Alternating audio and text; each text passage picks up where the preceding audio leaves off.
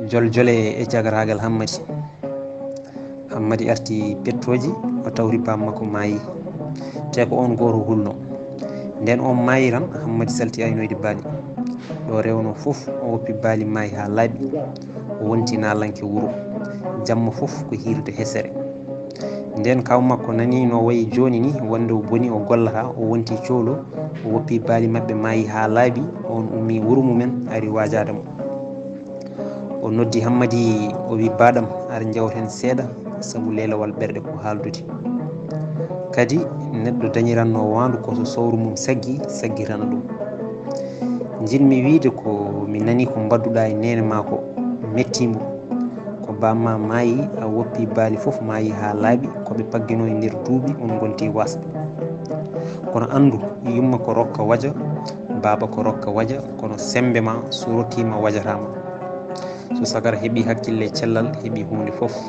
saabu ko cellal woni afongal heddi ko golle keɓa Allah ina wawi hokkude mo tumbudu kono hebbinde nde koye ma waddi ko seeɗa mi maaya heɓata hunde ko gonga Allah ina arsukina mo tampanani dañal kono ina hersa soynude tampanɗo dañal ko ɗum waɗi tallotogal moƴƴata kadi jawdi ndi keɓɗa e warñede ma ina dagui fulɓe mbi so dammuɗi gueɗo cohima yeeso ma ko coktirgal warñede soktata ɗe guiɗam andu jawdi so wonani maccuɗo ma ina gollanma tan waɗete maccuɗo aɗa gollana woɗɓe waɗi noon jawdi ko coktirgal aduna ɗo ngal naari fof udditto hayso koye ɓerɗe añɓe ko ɗum waɗi goto fof ina ɗaɓɓa ngal saabu jogade ngal tan yoni ɓayre kono heɓata ngal ko muñal e warñede baɗam so aɗa yiiɗi welde ƴiƴam jogo jawdi saabu yimɓe ko duute jurotako ɗo nafoore mumen ala ko ɗum waɗi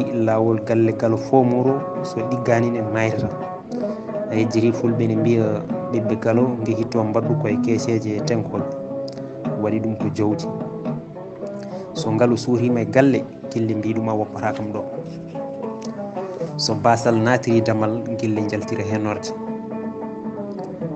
ko ɗum waɗi fulɓe ina mbiya woto neɗɗo salo debbo mum wawa ɗum kono yo salo hirande mum wawa ɗum woto koyɗe goore ko duwaw mawɗo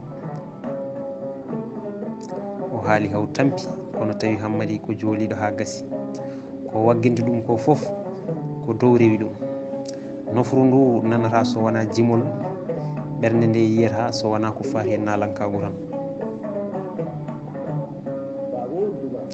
hammadi welni wuuro tan ha wayno jumri jamma fof ko hirde hesere e jimol kesol guila ɗo sehilaɓe bandiraɓe pelannomo ina mbajomo ha tampi goppi ɓe nanguirimo ko neɗɗo basaɗo hankkadi ko ma jomiraɗo yoltamo tan kono ko jooliɗi saabu needi bewre o nehandi bonnimo ha o anda ko nafatamo saho miijo darnude galle bammakko o diwna miñiraɓe makko ɓe kadi bandiraɓe makko ɓe jiiɗa ko yimata ko ala ko haali ko amata galleji fasɓe makko ko kono koɓe goyanta hammadi ko ɗum o ñaƴƴirta ɗo jiiɗa hammadi foof ina lombi e nder cooloji ina welna ñalɗi mumen o natti hay artude e nder galle mumen ɗo nani yangi ina waɗa e guure ɓadiɗe he foof o wakkoto hoddu makko o yaha noritoyade ombo hoɗana mawɓe ombo yima ombo amana rewɓe suhaɓe guila ɗo yimɓe gandanamo haaɓe gandimo o wawi hoddu e ñañoru ha yimɓe mbatti wiide ko jinne jangguini mo guila ɗon hoodere makko fuɗɗi ngabbude e hakkude koode nalankoɓe lolluɓe guila omo famɗi ñalɗi ina jiilo inde makko ina ɓeydo towde hande jokkodiri e nalankagu o lolliri dikkiri jommolo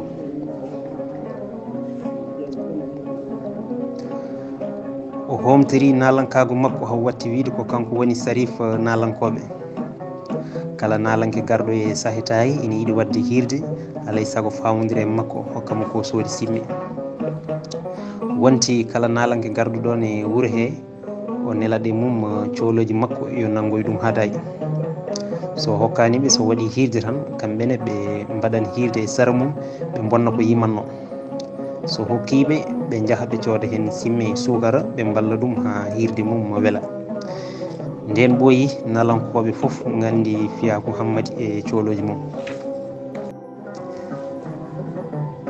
waɗi saha nalanki goto ina wiya julde lollirɗo julde weele jibinde weele miñude.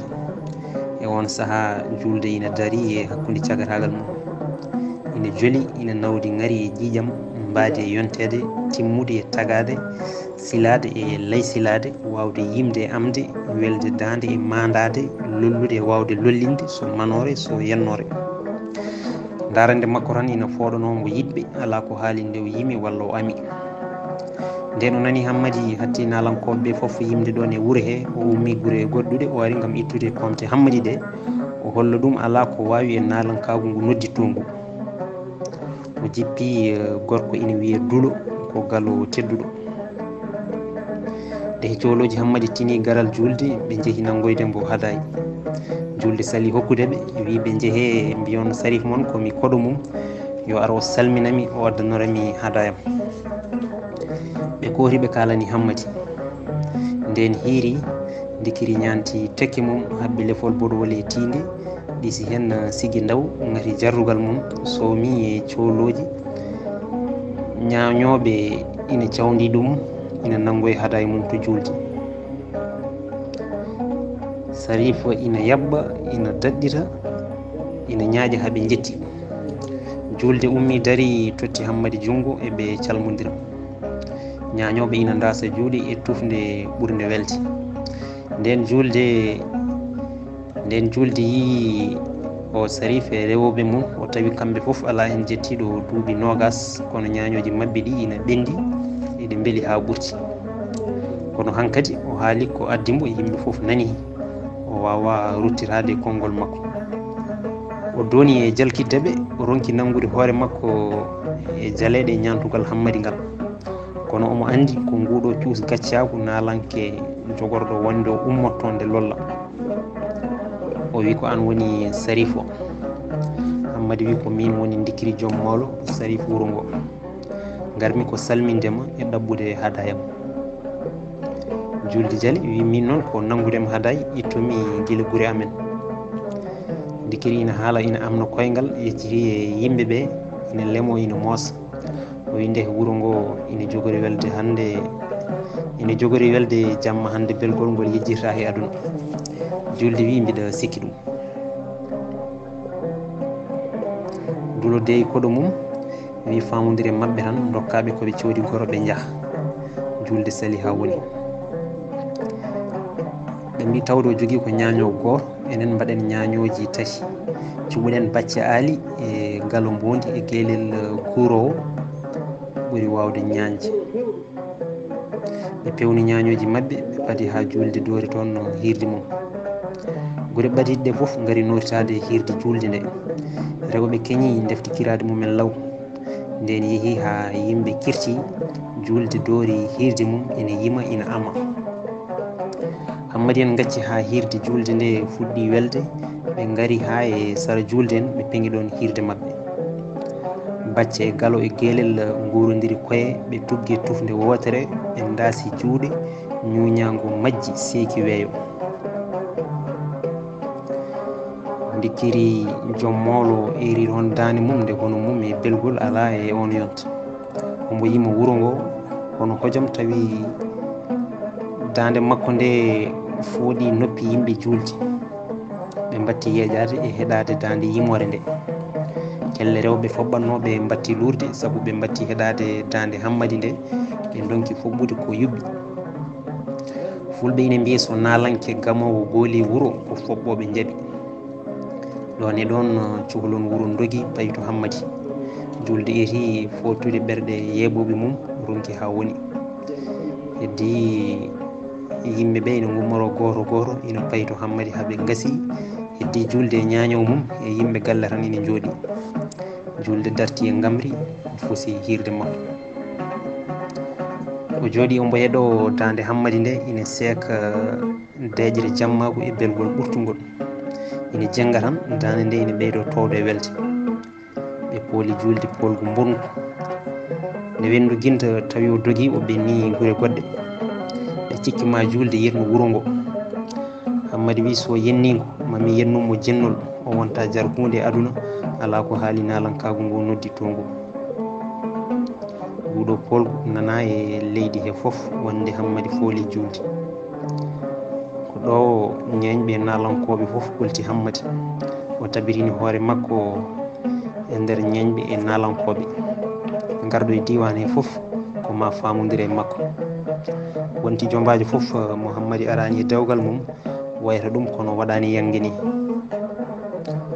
hawri e ɗin duuɓi guura ina heewi e leydi he ete ina weeɓi pittali ina belti ɓerɗe ina pooɗe ni weltare leydi fof ko suroji e tuusoji yimɓe fof ko suhaɓe goto fof ina welna aduna mum ɗo wuure ina woodi kono ɗo maaye ala saabu diine ina lohi e nokku he ha ko ɓurti yimɓe fof ko bewɓe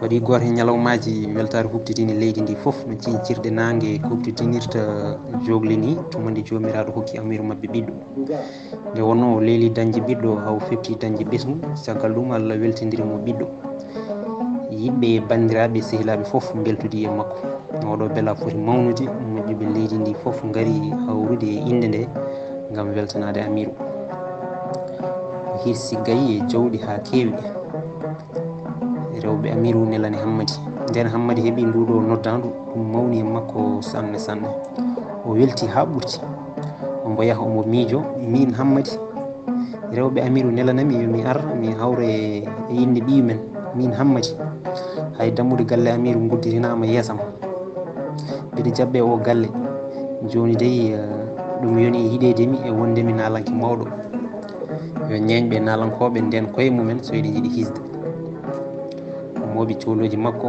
o wakki hoddu makko e ñañoru makko o yehi hawroyde inde he o ari o ñalli hoɗande amiru e moƴƴuɓe leydi arɓe tawtorede e oɗo beela nden hiiri rewɓe amiru ɗaɓɓi yo hammadi waɗanɓe hirdi hammadi wi mami waɗa noon hirdi mi yima mi ama ha weela mi ñaago Allah yo wurnan amiru amen oɗo ɓiɗɗo o barkina ɗum hokka ɗum miñiraɓe rewɓe e worɓe hammadi doori hirdi mum o fuɗɗori yimde rewɓe amiru o amaniɓe rewɓe wuuro ina catambo kelle ombo leewo o wi bule ɗam lebbi nayyi ina gondi e nder galle iɗi pilti nangue leydi hakkude batu welɓe yiide korel no butelaji ɓe guite lelli ɓe daaɗi tawdi ɓalli ɗaati nandi e wiri jooyo lele kanŋe cuddi neɗɗago teddugal ina firli nder galle jeewo jaam ina tunganma bawɗi ɓesgu jencine ha nanda e coppi cayɗe cerkire ha nanda e koode kammu nden hammadi doori hirde nde e nder galle amiru rewɓe wuuro fof gaari ina pobbana ɗum ina jima ina gama no dande nde way welde ni debbo ɓesɗo ronki joɗade nder suuduro alay saago yalta o yehi hirde nde e jima o ƴefti ɓinguel ngel o ari o dari e fijirde he rewɓe amiru taroɓe rewɓe amiru taro woɗɓe ɓe gaari cawdimo hammadi yetti guyel ina sooma e tekke o andi ko ngel ɗo inna hande o wayliri sawru mbaggu omo yima tigguyel ngel yo rewɓe ɓe jaɓanmo ene mbiya e keccel laaɓa juuɗe omo ama rewɓe ina poɓɓanamo o toƴƴi dande e keccel laaɓa juuɗe sa yonti nadde jangde gaddanɗa paɗe tuuba gaddanɗa wutte moƴƴo naweɗa janguirde laamu janggaron bindi mawɗi aɗa jaabo namde ceerɗo mbiɗa almudu moƴƴo ha gayna jangde maɗa ha jalta gando mawɗo sa yalti janguinowo darna janguirɗe kewɗe majjere doga yalta leydi sa yaari koninkagu ndena hoolare leydi kono yima fonda koyɗe jabbo jamiroje maɗa sa yaari gande remru golla ha guura heewa masiŋaji ina jarna leydi ilna baltirɗi juɗɗi ɗi joppira banggue maayo ɗi joppira jeeri mawdi ngaalu heewa guura weeɓa basal doga yalta leydi sa yaari doctoragu ndiwa ñabbuji bonɗi sa yonti wonde lamɗo mataw waɗa heewi yiɓɓe sa haali yimɓe poɓɓa ñagonoma judde balɗe jomam woro soyni jekki ya jaabo ko ñaagui mami mbiyene kam amin mbiyene kam amin mbiyene kam amin waɗi goto hen ñalawmaji weltare huɓtitini leydi ndi foof no cincirɗe nangue huɓtitinirta jogli ni tumandi jomiraɗo hokki amiru mabɓe ɓiɗɗo nde wonno o leeli dañde ɓiɗɗo haw fefti dañde ɓesgu caggal ɗum Allah weltidirimo ɓiɗɗo yimɓe bandiraɓe sehilaɓe foof beltudi e makko oɗo beela foti mawnude moƴƴuɓe leydi ndi foof gaari hawrude e inde nde gam weltanade amiru hirsi gayi e jawɗi ha keewi rewɓe amiru nelani hammadi nden hammadi heeɓi nduɗo noddaɗo ɗum mawni e makko sanne sanne o welti ha ɓurti ombo yaha omo miijo min hammadi rewɓe amiru nelanami yomi ar mi hawra e yinde ɓiyu men min hammadi hay dammude galle amiru gudditinama yeesam mbiɗa jabɓe o galle joni dey ɗum yoni yiɗedemi e wondemi nalanke mawɗo yo ñeñɓe nalankoɓe nden koye mumen so yiɗi jiiɗi hisde o mooɓi cohloji makko o wakki hoddum makko e ñañoru makko o yeehi hawroyde inde he o ari o ñalli hoɗande amiru e moƴƴuɓe leydi arɓe tawtorede e oɗo beela nden hiiri rewɓe amiru ɗaɓɓi yo hammadi waɗanɓe hirdi hammadi wi mami waɗa noon hirdi mi yima mi ama ha weela mi ñaago Allah yo wurnan amiru amen oɗo ɓiɗɗo o barkina ɗum hokka ɗum miñiraɓe e rewɓe e worɓe hammadi doori hirdi mum o fuɗɗori yimde rewɓe amiru o amani ɓe rewɓe wuuro ina catambo kelle ombo leewo o wi bule ɗam lebbi nayyi ina gondi e nder galle iɗi pilti nangue leydi hakkude baru welɓe yiide korel no butelaji e guite lelli ɓe daaɗi tawdi ɓalli ɗaati nandi e wiri jooyo lele kanŋe cuddi neɗɗago teddugal ina firli nder galle jeewo jaam ina tunganma bawɗi ɓesgu jencine ha nanda e coppi cayɗe cerkite ha nanda e koode kammu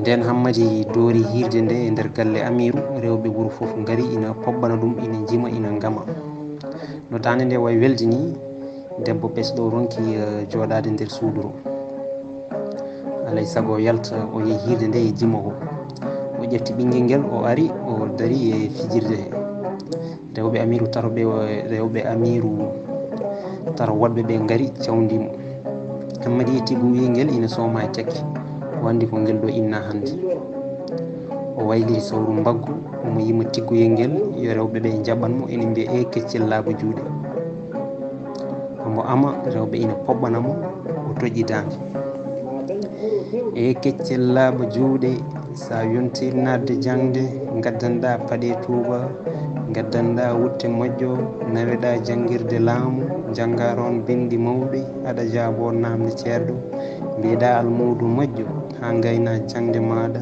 ha jalta gando mawɗo sa yalti jangguinowo darna jangguirɗe kewɗe majjere doga yalta leydi sa yaari koninkagu ndena hoolare leydi kono yima fonda koyɗe jabbo jamiroje maɗa sa yaari gande remru golla ha guura heewa masiŋaji ina jarna leydi ɗinna baltirɗi juɗɗi ɗi joppira banggue maayo ɗi joppira jeeri mawdi ngaalu heewa guura weeɓa basal doga yalta leydi sa yaari doctoragu ndiwa ñabbuji bonɗi sa yonti wonde lamɗo mataw waɗa heewi yiɓɓe sa haali yimɓe poɓɓa ñagonoma judde balɗe jomam woro soyni jekke ya jaabo ko ñaaguimami mbiyene kam amin mbiyene kam amin mbiyene kam amin ɓe jooɗi ha gueƴo joni hammadi neli yummi mum yoɓe jah ɓe jiide yummum dewo ɓe kalan ɗum ko addi ɓe o ɓe mbi tawde o dewo garɗen jamde jiiden e makko taw ha ganden feere makko mbaɗa wi ala horo kuule jeeheram mbiɗa hooli on ine yiɗimi hulmi ko isiraɓe wotoɓe salade kono diwo kay kooloɗe ɓe jeehi to ɓesiraɗo debbo o ɓe calmini ɗum ha saɗi joofi ɓe mbi minen dey ko jaam addi min gayi ɓesiraɗo wi yo Allah ɓeydu jaam ɓe mbi addi min gayi ko haaju daguiɗo mo neɗɗo foti ɗaɓɓirde pasu mum ɓesiraɗo wi ɗum ene moƴƴi bisimilla moon ɓe mbi ko Hammadi Coumba min ɗofti gayi gam ɗaɓɓude junggo ɓiyono Coumba ɓesiraɗo holon Hammadi Coumba ɓe mbi Hammadi Coumba mo suhaɓe ɓe mbiyata Dikiri joom molo. Isra ɗo Hammadi Coumba o futtiniɓe guite ɓettiri koye ɓe paayi ɓe mbi Hammadi Coumba. Isra no furƴini wi onon gonduɗon ko famɗude haajuji. Hammadi o colɗo cohɗo mbo ala hay ko ñammini hoore mum, mbiɗa hokka ɗum mbiyam kaale ko amnoto. ɓe turi tan eɓe ñiɓɓini ɓe mbi eɓe jaabo. Isra ɗo taaƴi konngol maɓɓe wi ayi de mbiɗa mooli Allah woto kalane kam ɗo hay konngol, so oɗon jogui haaji gummoɗon jahon. Min mbiɗa jagga ɓiyam mbiɗa hokka o colɗo cohɗo. Nde hekoɓe kalata ko foof Hammadi ne jappi nofuru ina heeɗi koɓe kaali e koɓe jaaba ko foof. O seki tan ha o ɗeɓi fusde, o ronki muñde ko nani ko, o ɓamti dande makko nde dow. O wi hol mbiyawmi toon colɗo cofɗo, somi wanno ñiiƴe mata raddoreeru kam, min mi wona rawandu raddo saahu mbiɗa hokkire debbo saabu ñiiƴe. Hammadi laawi suurodi e ɗoftoɓe mum, ɓe geddi hirande ɓe kotiri jamma. Hammadi ina dohoran ina hamto ina askina hoore mum ha ɓooya kadi o hiwto o woya o yankino Yasin. So ɗifti kadi ɓe ɓenna, ɓe goniri noon haɓe jetti wuuro mabɓe. Mbartagol Hammadi, nden Hammadi hoynama e ƴamal mum arti nene makko ina duho ina woya ha wimo hanino mi jibinanima, yo jomiraɗo foof hokkam e mamma neɗo mo ni needi bondi kandima wonde neɗɗo hatma jogade hakkille an paggarɗo gacco. Hammadi mamoyam yo Allah yurmama, guila ñande majde tammi fittanduma e ceesele mum oole ɗe ganda yurmade dusiriɗa gonɗi e gulali e ɓerɗe cuuniɗe jeese ñirɓiniɗe. Keddimi e aduna no jullare yorde nde ɗaminaki jurum e jungo tenowo joom jambere. Sa wurno hande ɗe mette foof jettotonokomi. Eyo ndeke hay an nene a yiɗa kam. O wiitori e bandiraɓe makko rewɓe duhu sokku eɓe jennotira, eɓe bappaji makko mbi Hammadi sa haali ɗo konngol gotol min piima ha maya. Hammadi dari ŋaaɓi hunuko woni foɓɓodirde juuɗe ene wiya ndeke onon foof on jiiɗa kam mawon mbeeru yiidemi, mi felliti wartade hankkadi fotama yamirama ñawama gasi, fotore hawri e yamirore balɗam gasi, joni kay gaño dañi sago mum.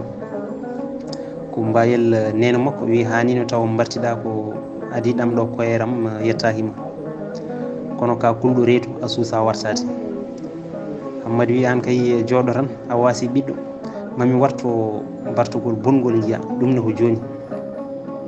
Ɗon tan Hammadi ummi dogi no doole mum ponno fayi ladde omo wartoyo. Kono yimɓeɓe ene gandi Hammadi ala ɓernde wartade, ɗum waɗi hay goto o abbaki ɗum. Hammadi dogi ha caggal wuuro dari yecciri lawol wuuro, o yiyani hay goto ina abbimo, o dari omo miijo holno wartorto. O woni e hoynade leɗɗe ɗo mbo wiya mbiɗa yiiɗi wartade joni joni, kono mi wawa ngabbude ɗo e leɗɗe, mbiɗa gañi hooreme mere taw mi mayata. Min jimmi mayde koye nder majal gotal beele mbiɗa wasa tinde musiki, walla mi rutto galle mi addoye laaɓi mi wartoro. Joni noon holno mbaɗani? O dari omo miijo ha ɓooyi, o wi mi yiiri feere moƴƴere no mbartotomi bartugol ɓuumgol, mi maya taw mi defaki fittandam ñande daranga. Mi daro mi duwoyo Allah waram, o warami joni gonga e gonga taw ko kanko defi wonkam ñande daranga. Hammadi ine darino e nangue heptoye ɓuuɓiri jooɗi ferli hucciri funnague ine duwoyo Allah wara ɗum. O wiya joomam waram, joomam waram, poftinami e nde tampere gurdam e basal e añede. Joomam hande guiɗo alana kam e leydi, yurmo mayɓe limtami e mabɓe, poftinami. Hammadi ine turi hoore tan ina duwo, nde malaɗo gacce tinani lekki ki jooɗi e less mum ki woni koye yande.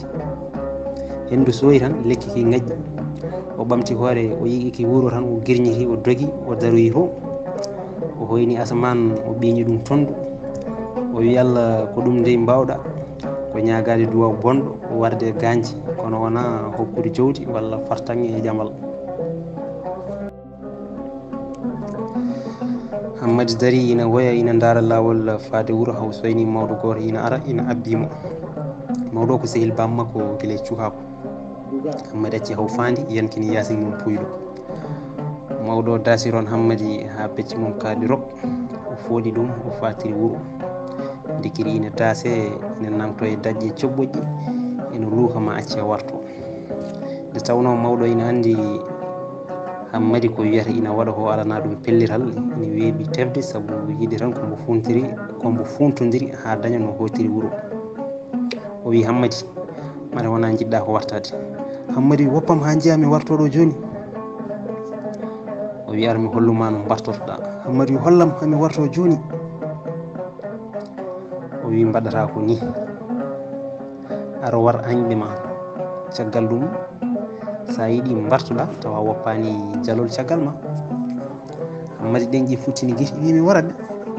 Mawɗo wiye mbaraɓe ko woni hen, mi rewna kana lanki. Hammadi wiyeyi ɗum kay jeddi fof ngala hen, kono warde yimɓe min Hammadi mi waraɓe. Mawɗo wi joni ar mi haalanma no mbaɗata ha mbaraɓe.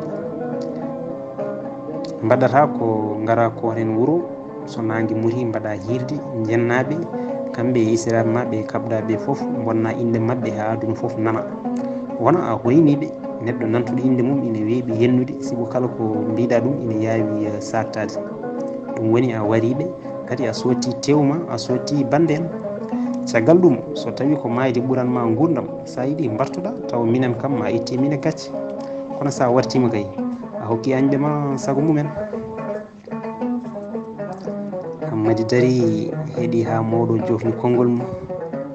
Kanko Hammadi o suumi jungo e huno, o wi woro koni ko nde feere moƴƴi, koni a yiiri feere moƴƴere.